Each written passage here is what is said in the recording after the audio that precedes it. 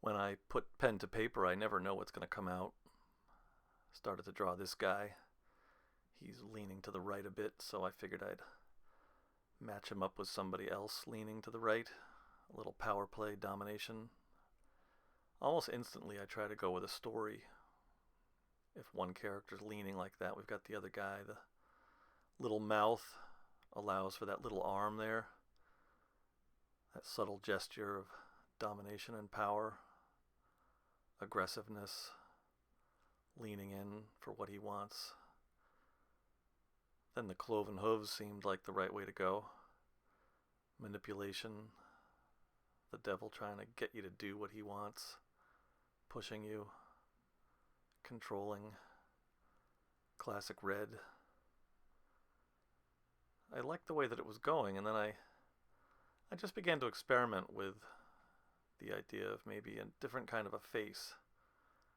We've got this mellow devil with his little hand, but I thought, what if there was something more aggressive? After all, the devil often is pretty aggressive, so that's when I start to experiment. I just start to play with it.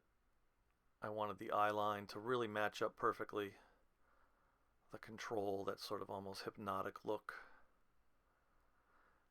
Then I go back and I look and I decide which one I like better. Each one has their own story. Each one has their own value.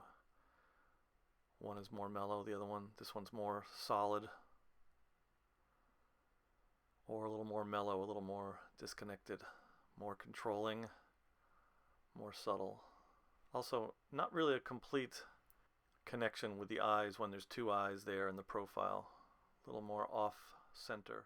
You get to decide what kind of devil you want. An aggressive one or a subtle one who slowly takes your life over. The ego is a very subtle thing.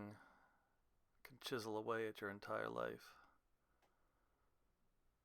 The ego telling you it's your friend, telling you it's got your best interest at heart.